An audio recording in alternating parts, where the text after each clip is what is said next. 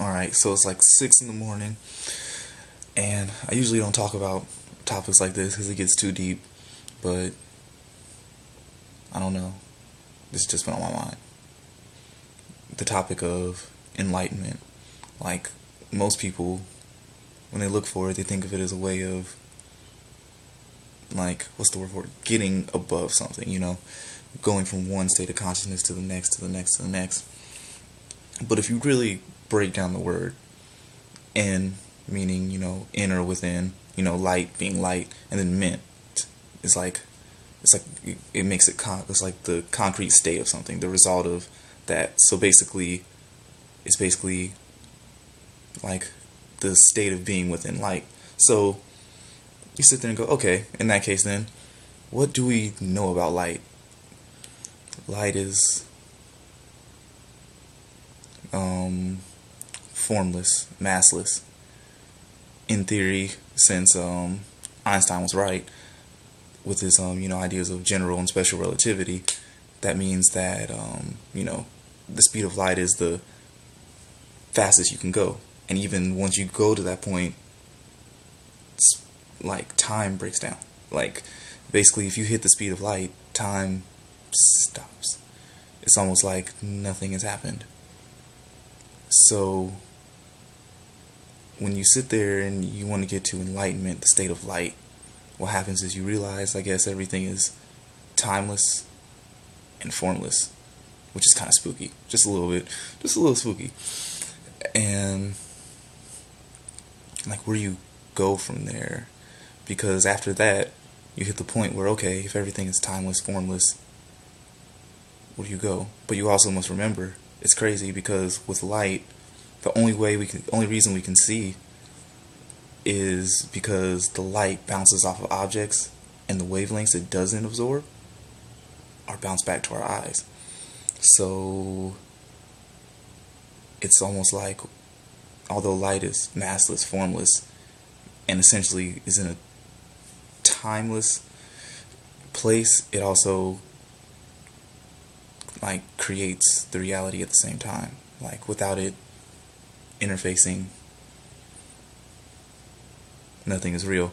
That's why I don't like talking about this. It's so ineffable, trying to pin down the words and the terminologies to talk about it, but into one cohesive whole, because it's like you're trying to talk about everything as if it were nothing or something. But anyway, basically it's like this. Alright, I'm gonna start here. Basically it's like this.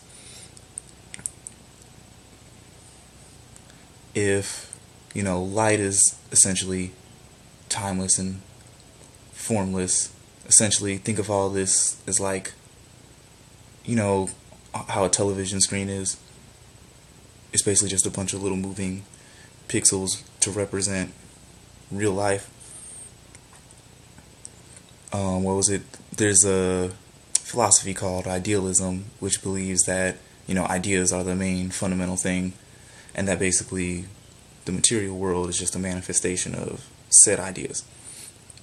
Even in the Bible it says in the beginning there was the Word, God spoke the Word, which is an idea essentially. So it's like this. What if, the world just existed as a way for just consciousness to explore ideas randomly and just let them combine, clash, move, kind of interweave and dance and do some craziness. So really, there's nothing good and there's nothing bad. There just is. Also craziness. What if I told you that like, America does what it's supposed to do? You know how we say we're like the land of the free? Well, you gotta realize this.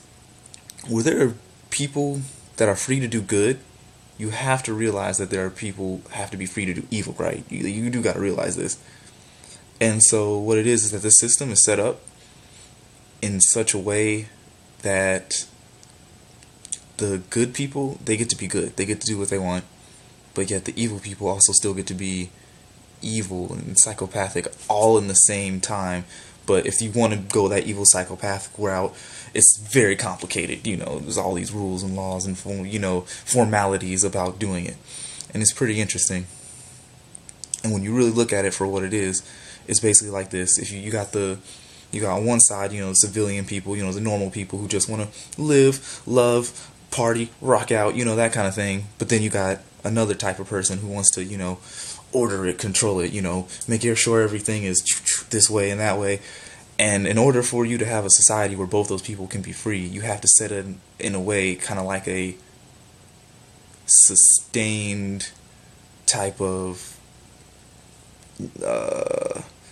classism. I don't want to say slavery, because it's kind of like more contractual, because it's like this. It's like, yeah, we're all free to be us. Some of us are just megalomaniac psychos, and some of us are Mother Teresa good people.